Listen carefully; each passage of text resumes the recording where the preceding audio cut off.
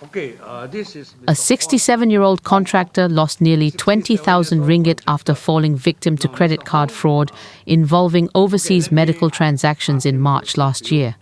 The victim, who only wanted to be known as Hong, said 4 transactions were detected on his credit card in 2025, comprising 2 successful payments to a hospital in India and 2 declined transactions in Europe.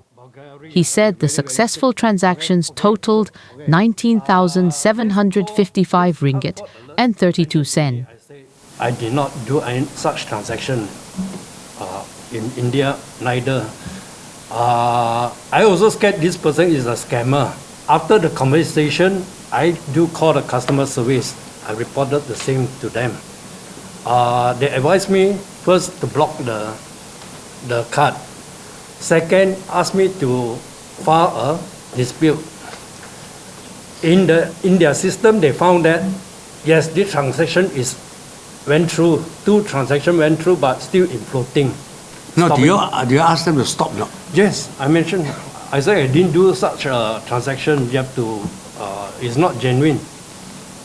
But still now they charge you. They still charge me for the other 2. Same bank? Different bank. Same bank. All the same bank. Okay, all the same bank. Yes. Okay. Hong said he also filed a dispute with the bank and lodged a police report. But despite that, he was later charged for the disputed transactions, prompting him to escalate the matter by filing formal complaints and issuing a legal notice to the bank. He added that the bank proposed that he bear 50% of the disputed amount, but he rejected the offer as he did not authorize the transactions. Hong then brought the case to the MCA Public Services and Complaints Department.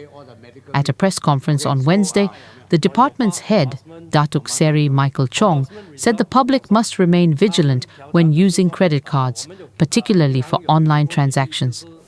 All the things very funny. Why they keep them, educate them to ask the bank to stop the thing, but yet the thing went through.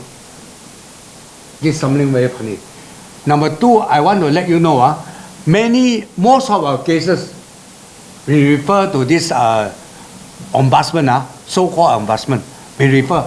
I want to tell you one thing. Almost none of my cases are successful.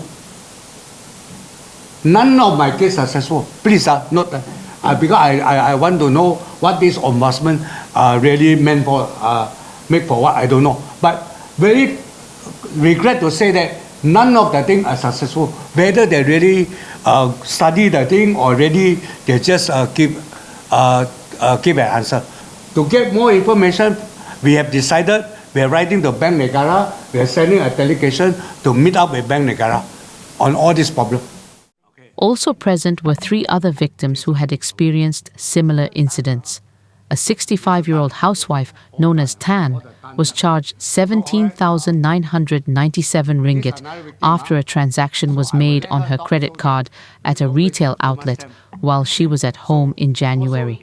She said she received a notification about a purchase at a phone shop in Kuala Lumpur, after which she immediately alerted the bank. So after I told them, then I rushed to the merchant at New Central. Then I checked with the counter. The counter said, oh, it's a lady come and collect 3 phones, 3 Apple phones. So I said, they got CCTV can see the Chinese lady. But when I checked through, they give me the receipt. The receipt is a company name, and they have a owner's contact number and the name also given to me. So I immediately, the next day, I went to reported the police, and I signed up the dispute form, and I forwarded to M-Bank on the 5th of January. So the payment until then still floating. So I said, you stop the payment. But after 10 days, I went to their branch and asked them, how was it? They said, the staff officer helped me to call the customer service. The customer service said, still floating, the amount still floating. So I said, how come you didn't stop the payment since it's still floating, and I have already got a police report to you, dispute form, everything passed to you, and it's a genuine case. If it's not genuine, I won't dare to go and report the police, right?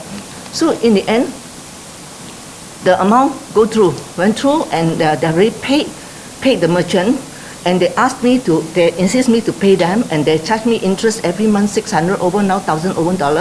Now become $18,000 they still charge me. They say you still have to pay.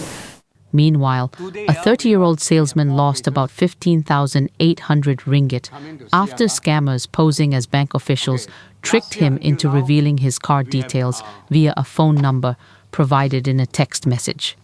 Believing the message was genuine, he shared his details with the number provided, only to realize he had been scammed when he noticed an unauthorized 1,000 ringgit deduction from his savings account.